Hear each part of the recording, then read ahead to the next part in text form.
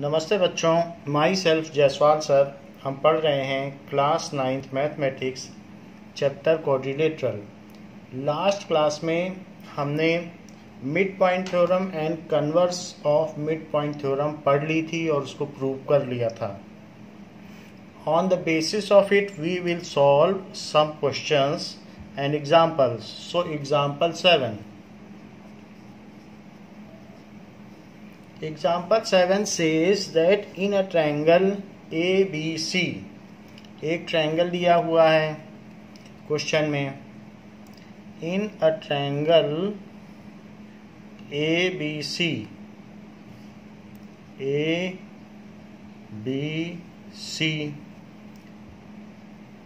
D, E, F are respectively the midpoints. D, E, F are respectively the midpoints of side AB, BC and CA. So इसको आप मिला लें, इतना दिया हुआ। ये कहा गया है कि D इसका मिड पॉइंट है, ये बोला गया है C इसका मिड पॉइंट है, और ये भी कहा गया है कि F इसका मिड पॉइंट है। सो गिवन क्या है? गिवन है ट्रायंगल ABC, और ये भी गिवन है कि D, E and F are respectively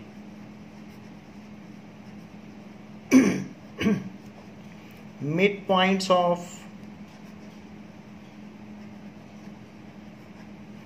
AB, BC and CA। तो प्रूव क्या करना है? To prove ABC is divided into 4 congruent triangles, that is ABC जो ट्रायंगल है is divided into 4 congruent triangles। ये बात है। तो हमारे पास यहाँ 4 ट्रायंगल्स हैं, 1 2 3 4। इनको आपको दिखाना है कि सभी के सभी आपस में कॉन्ग्रुएंट हैं। तो अब जरा देखें प्रूफ में। इन ट्रायंगल ABC अगर D से कोई लाइन चले मिड पॉइंट से और मिड पॉइंट को मिला दे, तो मिड पॉइंट से मिड पॉइंट को मिलाने वाली लाइन थर्ड साइड के पैरेलल होती है। सो यहाँ पर आप लिख सकते हैं कि in triangle ABC D and F are mid points. So ऐसा लिखा जा सकता है कि DF is parallel to BC। ऐसा क्यों होगा? क्योंकि D and F are mid points of AB and AC। So ये मिड पॉइंट थ्योरम से होगा।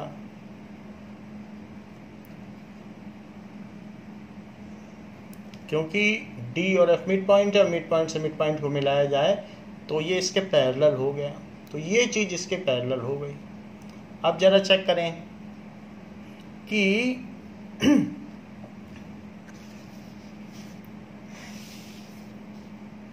यहां पर जो FE है वो भी तो किसी के पैरेलल है। FE किसके पैरेलल है? FE is parallel to AB। FE is parallel to AB। ऐसा क्यों है? फिर से देखो,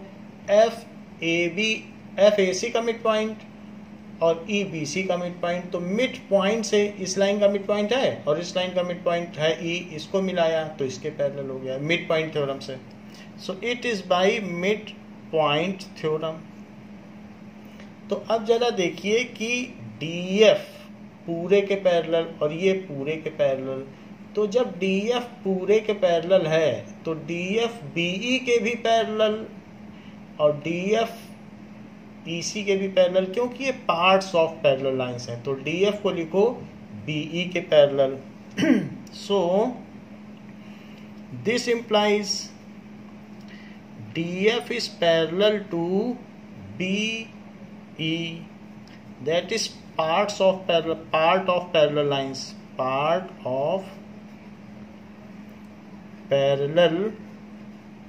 lines, और इसी तरीके से जो EF है या FE है वो BD के पैरेलल, ये पूरा इसके पैरेलल, तो आधे पार्ट के भी पैरेलल हुआ, तो इसलिए FE is parallel to DB। इसका क्या रीजन है? पार्ट ऑफ पैरेलल लाइन, ये लाइन पूरी इसके पैरेलल है तो आधे के भी पैरेलल हुई, ये लाइन पूरी इसके पैरेलल है तो ये लाइन इसके भी पैरेलल हुई। ऐसा करने से ये इसके पैरेलल हो गई और ये इसके पैरेलल हो गई। तो इन दोनों से क्या पता चलता है? सो इन BEFD, so in BEFD both pair of opposite sides क्या हैं? पैरेलल है। so both pair of opposite sides are parallel, यहाँ दिखाया गया है both pair of opposite sides are parallel। so इस वजह से BEFD is parallelogram, so BEFD is parallelogram हो गया। अच्छा, जैसे BEFD पैरेललोग्राम है तो ये चीज इसके भी पैरेलल हुई, इसके भी पैरेलल हुई। तो अब और बात देखिए, साथ में हम ये भी प्रूव कर सकते हैं सिमिलरली कि जैसे ये पैरेललोग्राम है तो वैसे ये पैरेललोग्राम ऐसे प्रूव किया जा सकता है, तो वो भी हम प्रूव कर देंगे। अब यहाँ देखिए, and DE is its diagonal, and DE is its diagonal, ये भी बात है। तो जब किसी भी पैरेललोग्राम का डायगोनल होता है तो वो क्या करता है? Diagonal of a parallelogram divides it into two congruent triangle. तो इस वजह से ये एक पैरेललोग्राम हमने प्रूव कर दिया और ये इसका डायगोनल है। तो इस वजह से अब यहाँ देखो कि पैरेललोग्राम है तो जेड कहाँ बन रहा है, जिससे हम सही ऑर्डर में चीज लिख सकें। तो ये एक जेड बन रहा है तो ये डायगोनल, तो ये दोनों कॉन्ग्रुएंट है। हमने ऐसा क्वेश्चन किया है कि किसी भी पैरेललोग्राम का डायगोनल उसको टू कॉन्ग्रुएंट ट्रायंगल में डिवाइड करता है। तो पहला क्वेश्चन पैरेललोग्राम पे यही था, थ्योरम, पहला प्रॉपर्टी यही थी।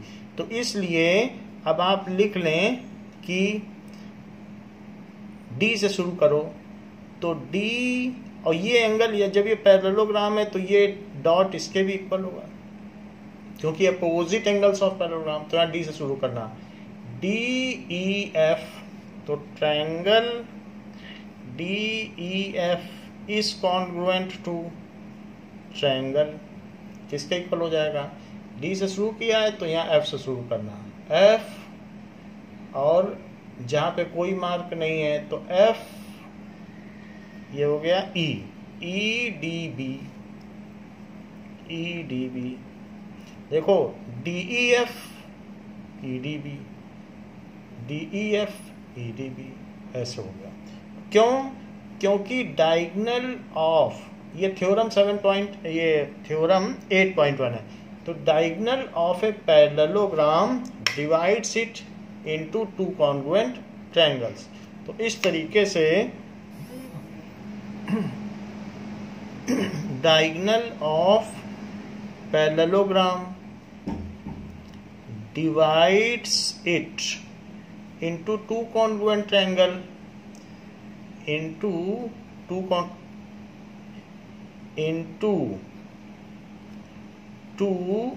congruent triangles। तो इसको टू congruent triangles में डिवाइड करेगा।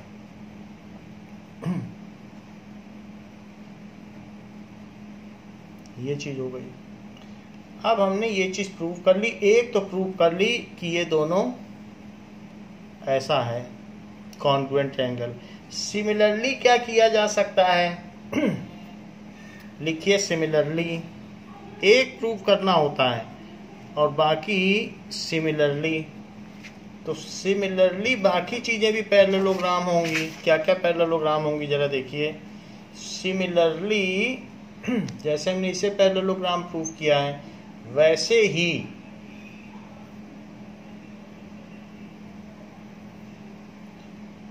DECF and DEFA are also parallelogram. वो भी पैरेललोग्राम हो गए। तो अगर वो भी पैरेललोग्राम हो गए तो उसमें भी हम ये चीज लगा सकते हैं। एंड EF DECF का डायगोनल है और DEF DEFA का डायगोनल है। And EF and DF are their diagonals respectively, and DF are their diagonals respectively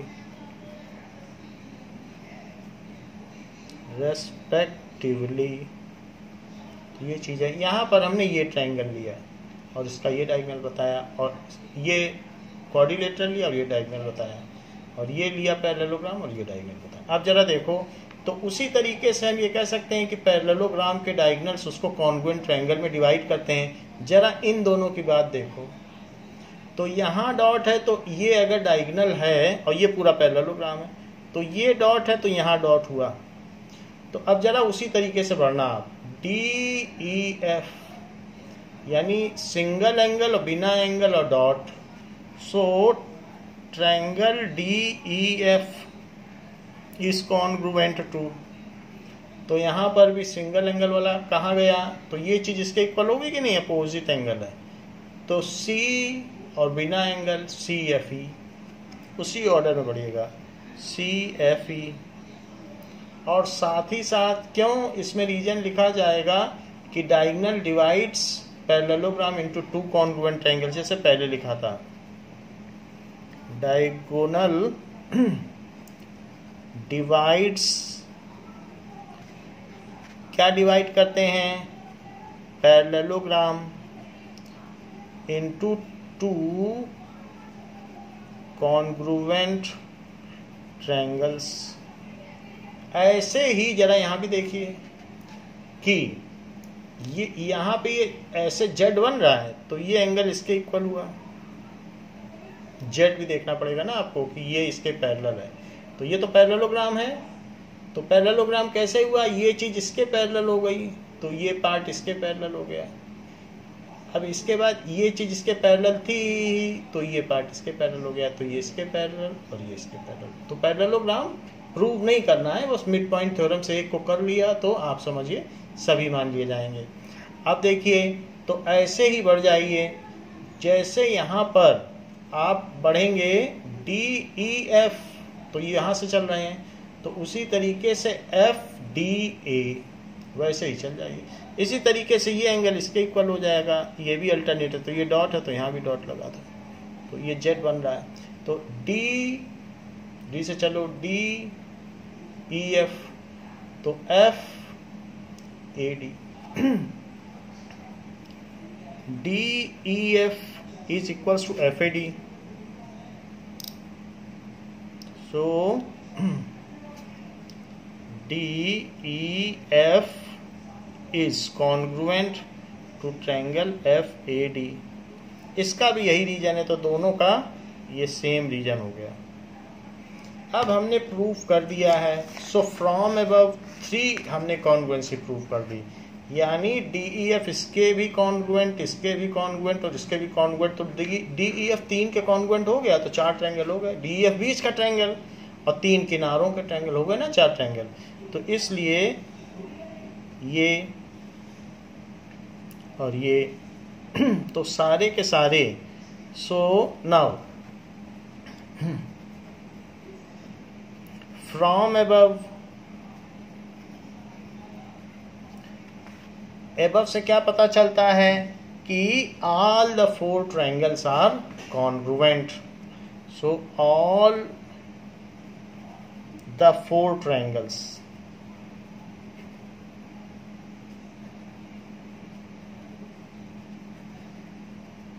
are congruent. इस तरीके से ये सभी कॉन्ग्रुएंट हो गए, क्योंकि DEF बाकी 3 के कॉन्ग्रुएंट है। DEF खुद और बाकी 3 ट्रायंगल, तो चारों के चारों कॉन्ग्रुएंट हो गए। अब देखिए नाउ एग्जाम्पल 8। एग्जाम्पल 8 क्या कह रहा है?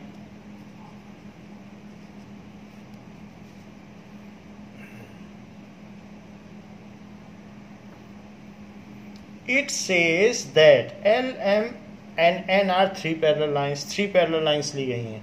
L, M and N are 3 parallel lines, और इसका एक ट्रांसवर्सल लाइन है और साथ ही साथ दूसरी ट्रांसवर्सल लाइन है। So these are 2 transversal line.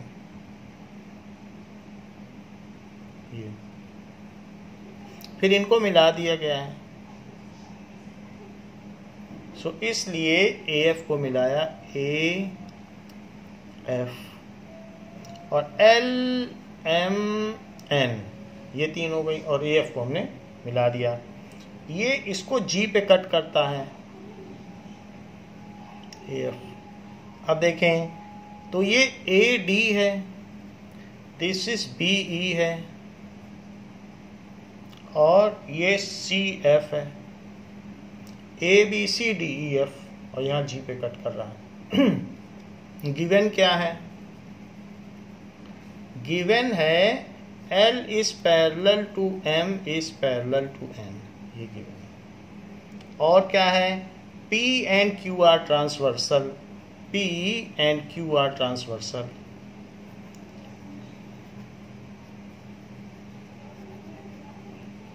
जो तीनों को कट कर रही हैं, ऐसा है।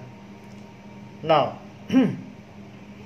अब आपको इसमें ये बताना है कि they cut off equal intercept DE and EF on Q also. ये कहा गया है कि AB एंड BC इक्वल हैं, यानी ये दोनों इक्वल हैं। जो भी ट्रांसवर्सल लाइन बीच में कट करती है उसको कहते हैं इंटरसेप्ट। तो 2 पैरेलल लाइन के बीच में जितना पार्ट होता है उसको कहते हैं इंटरसेप्ट। तो it cuts, P line cuts, ये P लाइन है, P line cuts equal intercept between 2 lines. So P line cuts equal intercept AB and BC, ये बताया गया। ये दोनों लाइन के बीच का है उसे इंटरसेप्ट कहते हैं। ट्रांसवर्सल जब कट करती है तो बीच की लाइन इंटरसेप्ट है। तो टू प्रूव क्या करना है? Q ऑल्सो कह रहा है अगर P इक्वल इंटरसेप्ट कर रही है तो आप कोई भी टेढ़ी मेढ़ी कुछ भी खींच लो। कह रहा है कि कुछ भी खींच लो अपनी मर्जी से, वो भी इक्वल इंटरसेप्ट करेगी। बहुत बड़ी बात कह रहा है। कह रहा है ये देखो Q टेढ़ी खींची है और ये तो हमने मिलाया है, तो ये बात का कंस्ट्रक्शन है। तो इसलिए कह रहा है मैं ऐसे भी खींचूं, ऐसे भी खींचूं, ऐसे खींचूं, कुछ खींचूं, वो भी इक्वल इंटरसेप्ट करेगी। अगर एक करती है तो बाकी भी करेंगे। तो ये बात कही जा रही है कि Q also cuts equal intercept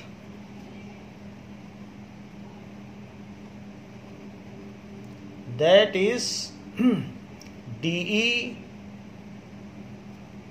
is equals to EF। कह रहा है कि वहां पर भी इक्वल इंटरसेप्ट होगा, ये प्रूव करना है। अब प्रूफ देखिए, तो प्रूफ के लिए आप ऐसा करें कि ACF लें। इन ट्रायंगल ACF में BG is a line where B starts from midpoint and runs parallel to this। कोई भी अगर लाइन किसी ट्रायंगल में मिड पॉइंट से चले और पैरेलल पैरेलल चले तो आगे भी मिड पॉइंट पे कट करती है। सो इन ACF, ये वाले ट्रायंगल की बात कर रहा हूँ, ACF बड़े वाले ट्रायंगल की। सो इन ACF B is mid point of AC and BG is, अब यहाँ पे आप एक कंस्ट्रक्शन लिख लें, AF इज ज्वाइंट, तो यहाँ पर आप कहीं लिख लें, प्रूफ में लिख लें या कहीं पर लिख लें ज्वाइन AF, ठीक है, ये चीज आप लिख लें ज्वाइन AF, ऐसा कर लें तो वो प्रूफ में हो जाएगा कंस्ट्रक्शन। तो B is mid point of AC, B जो है AC का मिड पॉइंट है, and BG is parallel to CF। तो मिड पॉइंट से चले किसी ट्रायंगल में और पैरेलल पैरेलल चले तो अगले साइड को भी मिड पॉइंट पे कटती है। So by converse of MPT, converse of mid point theorem, तो G is the mid point, G is mid point किसका मिड पॉइंट है? ऑफ AF, AF का मिड पॉइंट है। ये कन्वर्स ऑफ MPT से हो गया है। अब जरा आगे देखें कि ये मिड पॉइंट हो गया है। अब आप इस ट्रायंगल को लें, दैट इज AFD, ये इस वाले ट्रायंगल को। नाउ इन ट्रायंगल AFD, इसमें देखो ये पता चल चुका है G मिड पॉइंट है, यानी कि ये दोनों इंटरसेप्ट इक्वल हैं। ये मिड पॉइंट है, ये भी प्रूफ किया, G मिड पॉइंट, ये कन्वर्स से प्रूफ किया। मिड पॉइंट से चले और इसके पैरेलल पैरेलल चले, ये जो चीज है बेस, उसके पैरेलल पैरेलल चले, मिड पॉइंट से चले और पैरेलल चले, तो जहां कट करेगी दूसरे साइड को वो भी मिड पॉइंट होगा। तो इसमें आप लिख लें कि G इज मिड पॉइंट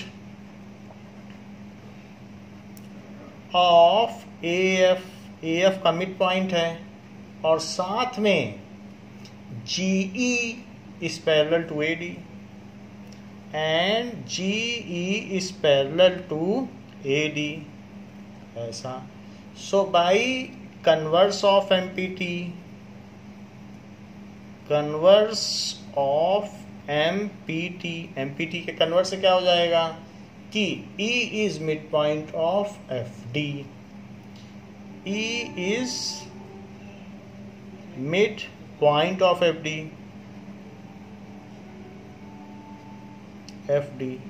तो यही आपको प्रूव करना था कि DE is equals to FE। तो E मिड पॉइंट हो गया तो DE is equals to FE हो गया, तो ये आपने प्रूव कर दिया, हैंस प्रूव्ड। बड़ी बात कही है कि एक लाइन अगर इक्वल इंटरसेप्ट करती है तो दूसरी टेढ़ी मेढ़ी जैसी भी खींचो वो भी इक्वल इंटरसेप्ट करेगी, वो हमने प्रूव किया। अब देखें